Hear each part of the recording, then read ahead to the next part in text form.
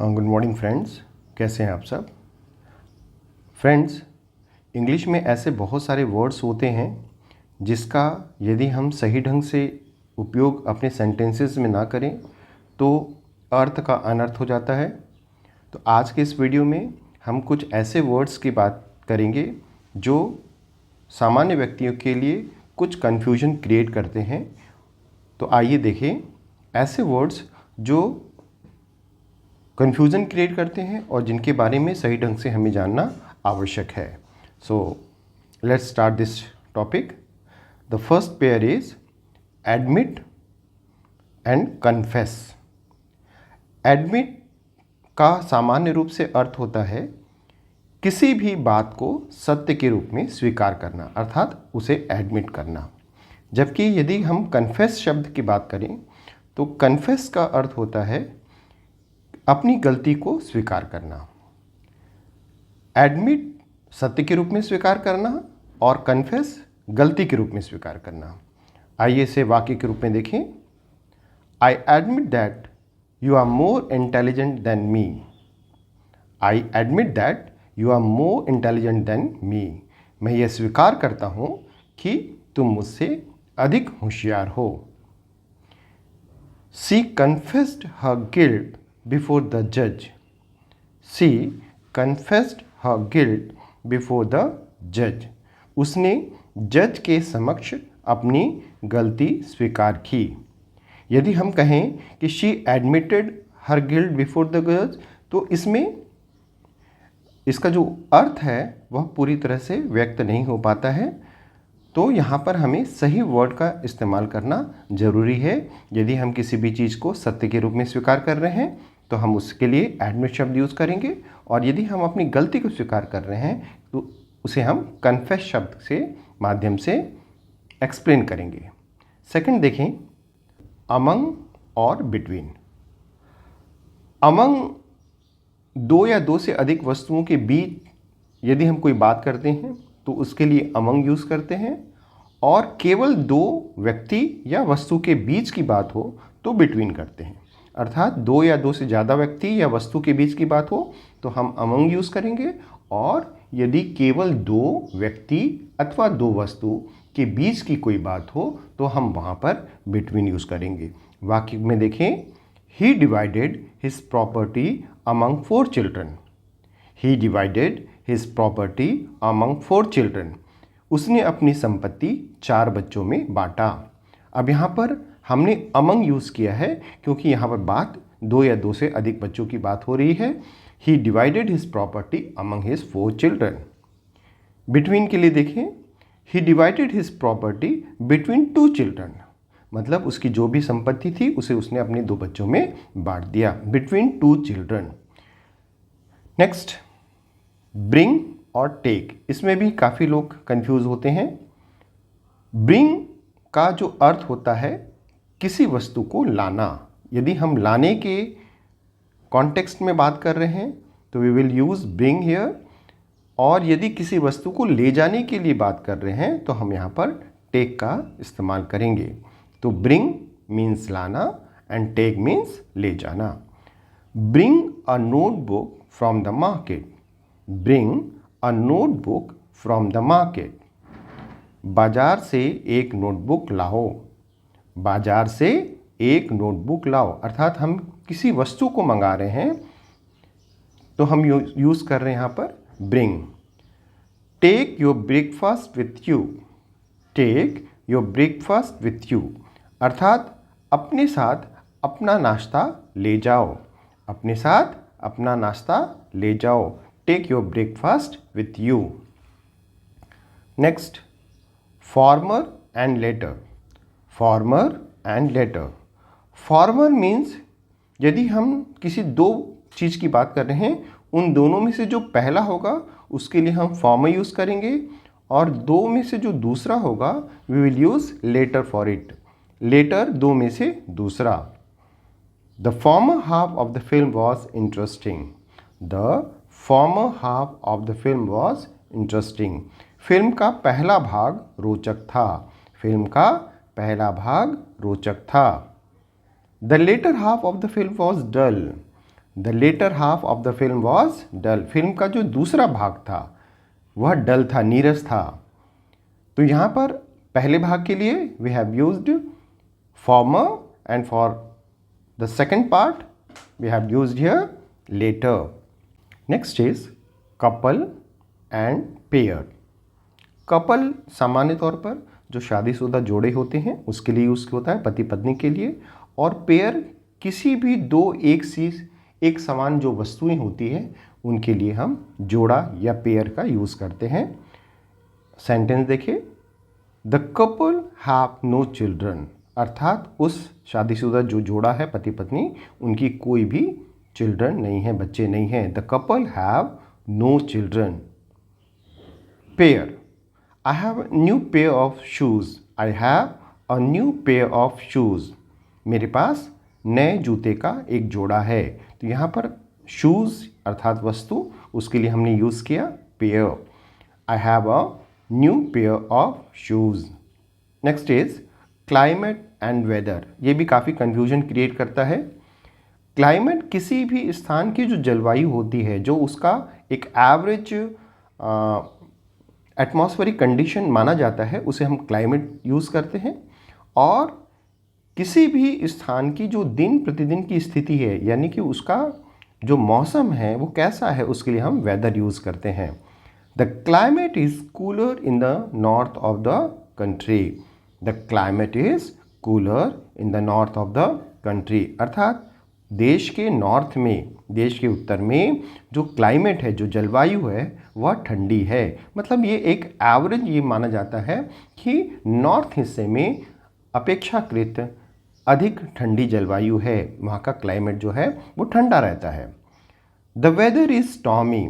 The weather is stormy, आंधी का मौसम था। मतलब जब बात हो रही है तो उस समय आंधी की स्थिति रही होगी। The weather was stormy. Next, both and each. Both हम सामान्य तौर पर ऐसे लोगों की बात करते हैं, ऐसे दोनों लोगों की बात करते हैं जो आपस में संबंधित हो, मतलब जिनका कोई ना कोई आपस में रिलेशन हो। और ईच हर व्यक्ति के लिए, जो दो या दो से अधिक में से हर एक व्यक्ति हो, जिसके लिए हम प्रत्येक शब्द यूज करते हैं। Both the sisters are beautiful. Both the sisters are beautiful, दोनों बहनें सुंदर हैं, अर्थात ये दोनों बहनें जो आपस में रिलेटेड हैं वो दोनों सुंदर हैं। Both the sisters are beautiful. Now each girl has a new book. प्रत्येक लड़की के पास एक नई पुस्तक है। प्रत्येक लड़की मतलब जितनी भी लड़कियों की बात हो रही है उन सबके पास एक नई किताब है। Each girl has a new book. If and weather. If का अर्थ सामान्य तौर पर यदि से लेते हैं, परंतु ये यदि जो है या इफ़ जो है वह शर्त के, कंडीशन बेस्ड होता है। और वेदर जो है वह अल्टरनेटिव बेस्ड होता है, विकल्प सूचक होता है। मतलब यदि हमारे पास विकल्प हो दोनों में से चुनने का तो हम उसमें वेदर यूज़ करते हैं, और यदि कोई कंडीशन हो तो वहाँ पर हम इफ़ यूज़ करते हैं। she'll get through the examination if she works hard. she'll get through the examination if she works hard. यदि वह मेहनत करेगी तो उत्तीर्ण हो जाएगी। मतलब ये एक कंडीशन है कि अगर वह मेहनत करती है, if she works hard, she will get through the examination. Now, next one. He asked me whether I intended to go to cinema. He asked me whether I intended to go to cinema. उसने मुझसे पूछा कि क्या मैं cinema जाना चाहता था। उसने मुझसे पूछा, मतलब हमारे पास एक विकल्प है कि क्या मैं सिनेमा जाना चाहता हूँ अथवा नहीं जाना चाहता हूँ। तो उसके लिए हम वेदर यूज़ कर रहे हैं। He asked me whether I intended to go to cinema. Next is many and much. ये भी काफ़ी कन्फ्यूजन क्रिएट करता है। मैनी हम कहाँ पर इस्तेमाल करेंगे, मच हम कहाँ पर इस्तेमाल करेंगे। बच्चों सामान्य तौर पर मैनी जो है वह नंबर्स के टर्म्स में यूज़ होता है, मतलब ऐसे जिसे कि हम काउंट कर सकते हैं। काउंटेबल नाउन्स के लिए यूज़ करते हैं संख्यावाची के लिए, और मच जो है वह परिमाणवाची अर्थात क्वांटिटी के हिसाब से हम बात करते हैं कि कोई चीज़ कम है या ज़्यादा है उसके हिसाब से। तो मच अर्थात बहुत, परिमाण के लिए यूज़ करते हैं हम। There was many students in the class. There were many students in the class अर्थात कक्षा में बहुत से छात्र थे। देयर वर मैनी स्टूडेंट, यहाँ पर अगर हम कहें कि देयर वर मच स्टूडेंट्स तो ये गलत हो जाएगा, क्योंकि स्टूडेंट्स जो हैं वो काउंटेबल होते हैं, जिन्हें हम गिन सकते हैं। तो there were many students in the class. I don't have much money. I don't have much money, मेरे पास अधिक धन नहीं है। तो धन जो है वो कम भी हो सकता है, ज़्यादा भी हो सकता है। तो सामान्य तौर पर मनी को हम रुपयों को गिन सकते हैं, मतलब जो सिक्के होते हैं, नोट्स होते हैं, उनको गिन सकते हैं। परंतु यदि हम उसे एक एवरेज में लें तो मनी हम यूज़ करते हैं, धन यूज़ करते हैं। I don't have much money. Now next is rob and steal. Rob, यदि हम किसी वस्तु को बलपूर्वक छीनने के संदर्भ में यूज़ करें तो उसके लिए हम रॉब यूज़ करते हैं। अर्थात यदि हम किसी से बलपूर्वक कोई चीज़ छीनते हैं, लूटते हैं, तो उसके लिए रॉब यूज़ होता है। और स्टील मतलब चुराना, किसी भी वस्तु को यदि कोई चुराता है तो उसके लिए स्टील शब्द यूज़ होता है। Now see, the cashier was robbed at gun point. The cashier was robbed at gun point. जो कैशियर था उसे बंदूक की नोक पर लूटा गया, रॉब्ड किया गया। Sometimes he had to steal to eat. Sometimes he had to steal to eat. उसे खाने के लिए कभी कभी चुराना पड़ता था, उसे स्टील करना पड़ता था। Now next is people and person. People, ये जब बहुत सारे लोग सामूहिक रूप से होते हैं, अर्थात यदि किसी ग्रुप के लिए हम बात करते हैं तो हम सामान्य तौर पर पीपल यूज़ करते हैं। परंतु ऐसे बहुत सारे व्यक्ति जो पर्सन के रूप में हो, बहुत सारे व्यक्ति जो आपस में अलग अलग हैं, मतलब हर कोई एक इंडिविजुअल की बात करें तो वहाँ पर हम पर्सन यूज़ करते हैं। Young people need education. Young people need education. युवा लोगों को शिक्षा की ज़रूरत है। युवा लोग अर्थात बहुत सारे, एक जो यंग होते हैं उनका ग्रुप के लिए हम यंग पीपल यूज़ करते हैं। जो और एक यंग पीपल अर्थात सामान्य तौर पर एक एवरेज, एक समूह है, एक ग्रुप है, जिसके लिए हम पीपल यूज़ करते हैं। Young people need education. Only 10 persons remain in the hall. Only 10 person, hall में केवल 10 लोग रह गए थे। तो यहाँ पर जो पर्सन 10 लोग हैं, परंतु वो आपस में संबंधित नहीं हैं, वो आपस में अलग अलग हैं। तो वहाँ पर हम उनको पर्सन के रूप में एक्सप्लेन कर रहे हैं। Only 10 persons remain in the hall. Next is learn and teach. देखिए, लर्न मीन्स सीखना, अर्थात यदि हम कोई चीज़ सीख रहे हैं then we can use the word learn. और टीच अर्थात पढ़ाना, यदि हम किसी को कोई चीज़ सिखा रहे हैं, पढ़ा रहे हैं, then we will use teach. They learn to read English. They learn to read English. वे अंग्रेजी पढ़ना सीखते हैं। They teach English. They teach English. वे अंग्रेजी पढ़ाते, वे इंग्लिश पढ़ाते हैं। तो पढ़ाने के लिए टीच और खुद को सीखने के लिए learn. Next, habit and custom. देखिए, हैबिट जो है वह व्यक्तिगत स्वभाव या आदत के लिए होती है कि हमारी क्या हैबिट है, हमारी क्या आदत है।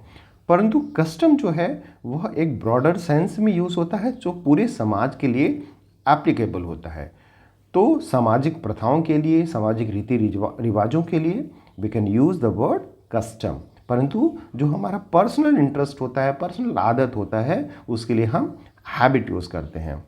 It's important that parents teach their children good eating habits. It's important that parents teach their children good eating habits. यह महत्वपूर्ण है कि पालक अपने बच्चों को खाने की अच्छी आदतें सिखाएं। यह महत्वपूर्ण है कि पालक अपने बच्चों को खाने की अच्छी आदतें सिखाएं। तो अच्छी आदतें सिखाना यह व्यक्तिगत बात है, व्यक्तिगत स्वभाव की बात है। तो गुड ईटिंग हैबिट्स यहाँ पर यूज़ हुआ है। Next, it is the custom for the bride to wear a red dress on her wedding day. It is the custom for the bride to wear a red dress on her wedding day.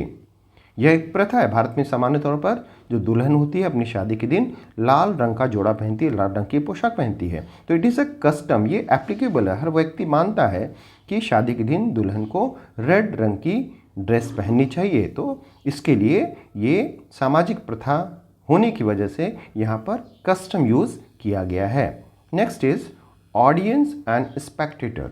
Audience श्रोताओं को करते हैं जो सुन रहे हैं, और Spectator दर्शकों को कहते हैं जो देख रहे हैं। The speaker board the audience with his long speech. The speaker board the audience with his long speech. वक्ता ने अपने लंबे भाषण से श्रोताओं को अर्थात ऑडियंस को उकता दिया, बोर कर दिया। The slow game board the Spectator. The slow game board the Spectator. जो गेम था वो बड़ा धीमे चल रहा था और इस वजह से जो दर्शक थे वो बोर हो रहे थे। तो यहाँ पर दर्शकों के लिए स्पेक्टेटर और श्रोताओं के लिए ऑडियंस का हम यूज़ करते हैं। Next is artisan and artist. Artisan अर्थात दस्तकार, जो किसी स्किल में निपुण हैं, जो स्किल में एक्सपर्ट हैं, we use artisan for them. और आर्टिस्ट जो किसी कला का प्रदर्शन करते हैं उसे हम आर्टिस्ट कहते हैं। That carpenter is a good artisan. The carpenter is a good artisan. वह बढ़ई, वह जो कारपेंटर है वो एक अच्छा दस्तकार है, मतलब उसे उसमें कारपेंट्री का जो स्किल है वो उसका अच्छा है, इसलिए उसे हम एक आर्टिसन के रूप में एक्सप्लेन करते हैं। Artist, Om Prakash was a good artist. Om Prakash एक अच्छे कलाकार थे। तो कलाकार यानी कि आर्टिस्ट, और आर्टिशन यानी कि जो किसी स्किल में निपुण हैं, एक्सपर्ट हैं, तो उसके लिए हम आर्टिसन यूज़ करते हैं। तो इन दोनों डिफरेंस को जानना जरूरी है। तो दोस्तों, आज के इस वीडियो में हमने ऐसे इंग्लिश वर्ड्स की बात की जो एक जैसे दिखते तो हैं, कभी कभी उनके इस्तेमाल में कन्फ्यूजन होने की वजह से हम बहुत गलत ढंग से सामने वाले के सामने अपने आप को एक्सपोज कर जाते हैं। तो इसलिए ये आवश्यक है कि हम उसे बहुत अच्छी तरह से समझें, दोनों के डिफरेंस को, और सही कॉन्टेक्स्ट में इंग्लिश वर्ड्स का उपयोग करें। उम्मीद है आपको ये वीडियो पसंद आया होगा। प्लीज़ मेरे चैनल को सब्सक्राइब करके मुझे सपोर्ट करें, और यदि कोई इम्प्रूवमेंट चाहते हैं तो कृपया वह भी कमेंट सेक्शन में बताएं। आप सभी को बहुत बहुत धन्यवाद।